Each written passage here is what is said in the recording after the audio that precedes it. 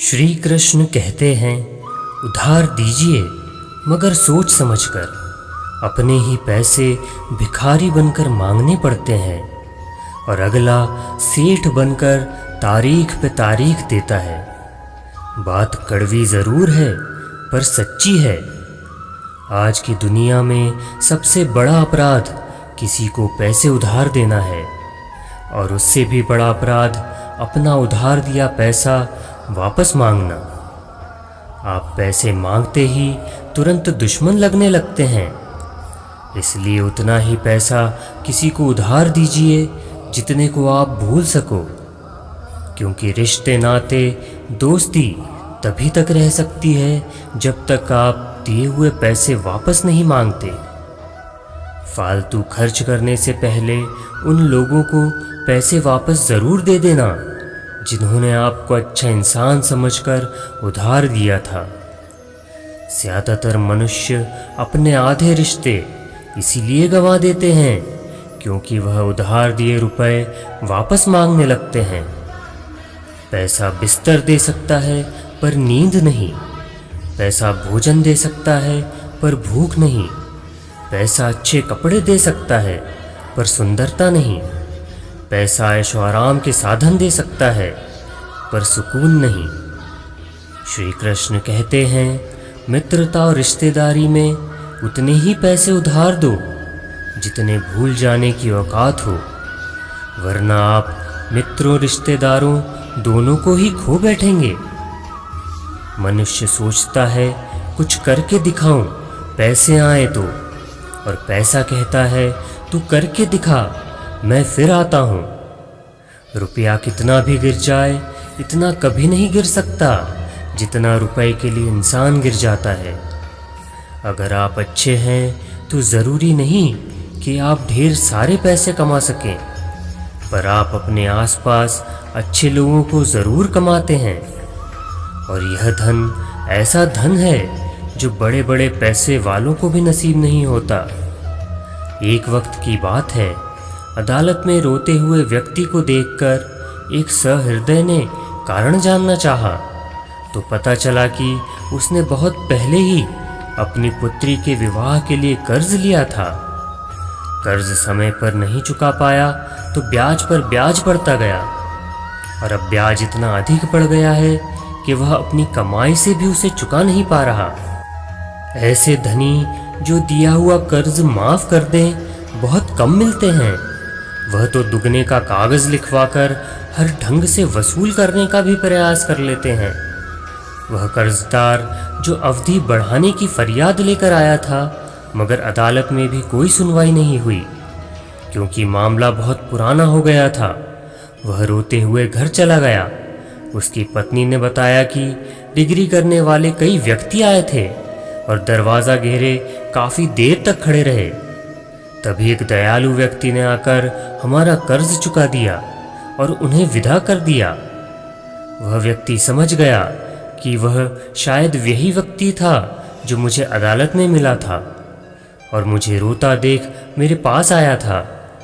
शायद यहाँ आकर उसने ही मेरा दुख हल्का करने के लिए रुपए चुका दिए। वह व्यक्ति उस दयालु व्यक्ति का पता लगाते हुए उसके घर जा पहुँचा और बड़े ही विनम्र शब्दों में कृतज्ञता व्यक्त करने लगता है। उन्होंने कहा, भाई रुपए तो चुकाए मैंने ही हैं, पर किसी से कहना मत, क्योंकि थोड़ा पैसा जेब में होने के कारण यह तो मेरा कर्तव्य है जिसे मैंने पूरा किया है। और वह व्यक्ति यह बात भी कहता है कि मेरे बड़ों ने मुझे सिखाया है, अगर आप इतने लायक हो जाते हैं कि आप किसी की मदद कर सकते हैं तो आपको मदद करने से कभी पीछे नहीं हटना चाहिए। श्री कृष्ण कहते हैं, उधार लेने वाले को सिर्फ एक बार मांगना पड़ता है और उधार देने वाले को कई बार मांगना पड़ता है। यह पैसा भी अजीब चीज़ है। जिसके पास नहीं है उसकी कोई इज्जत नहीं, और जिसके पास है उसे किसी की इज्जत नहीं।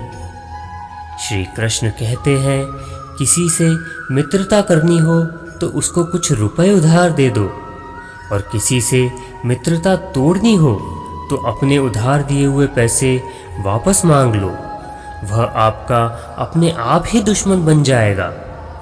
उधार और इज्जत उन लोगों को देनी चाहिए जहां से वापस आने की उम्मीद हो। कभी किसी से पैसे उधार मांग कर तो देखो, क्या पता तुम्हें तुम्हारी कीमत पैसों से कम निकले। यह जो पैसों के लिए किसी को भी छोड़ देते हैं, याद रखना पैसा किसी का नहीं होता, केवल एकमात्र बैंक ही ऐसी जगह है जो तुम्हें पैसा उधार में दे देगी। अगर आप साबित कर दें कि आपको पैसे की ज़रूरत नहीं है, जो दूर से दिखता है असल में वैसा नहीं होता, जो चेहरे पर झलकता है अंदर से वैसा नहीं होता। हर चीज़ की अहमियत मत आंकिए पैसे से, दुनिया में हर चीज़ की कीमत पैसा नहीं होता। कर्ज लेना ही पड़े तो उसे अपना फ़र्ज समझकर जल्द से जल्द चुकाने की हमेशा नीयत रखना। उधारी, शत्रुता और रोग को जितना जल्दी हो सके समाप्त कर देना चाहिए।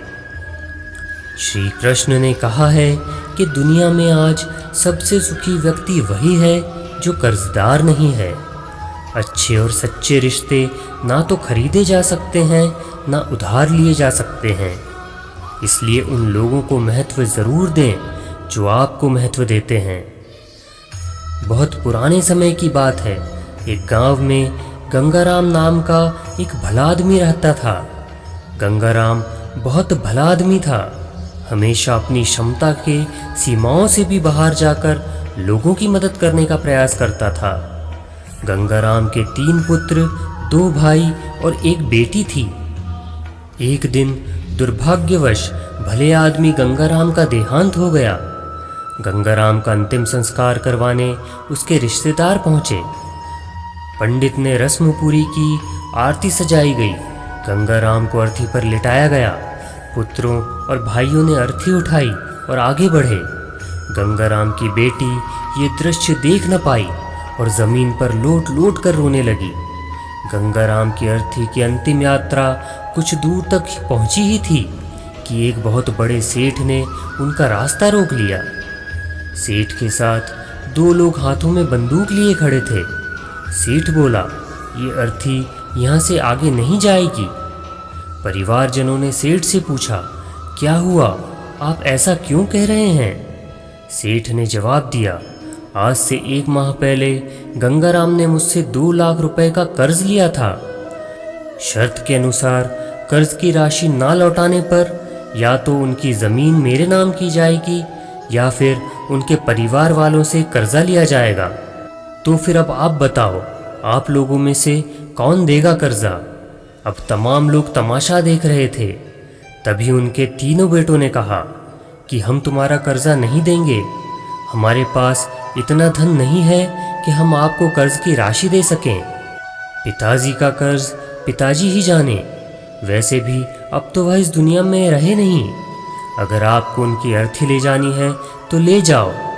गंगाराम के बेटों की इस तरह की बातें सुन वहाँ मौजूद सभी लोग उन्हें धिक्कारने लगे। इस तरह गंगाराम के बेटों ने कर्ज वापस करने के लिए तो अपने कदम पीछे हटा दिए। तभी गंगाराम के भाइयों ने भी कह दिया कि जब बेटे कर्जा नहीं दे रहे हैं तो हम भला इनका कर्जा क्यों देंगे। अब गंगाराम की अर्थी को वहाँ रुके बहुत देर हो गई थी। तभी यह बात गंगाराम की बेटी तक पहुँच गई तो वह भागे भागे अपने पिताजी की अर्थी तक पहुँची।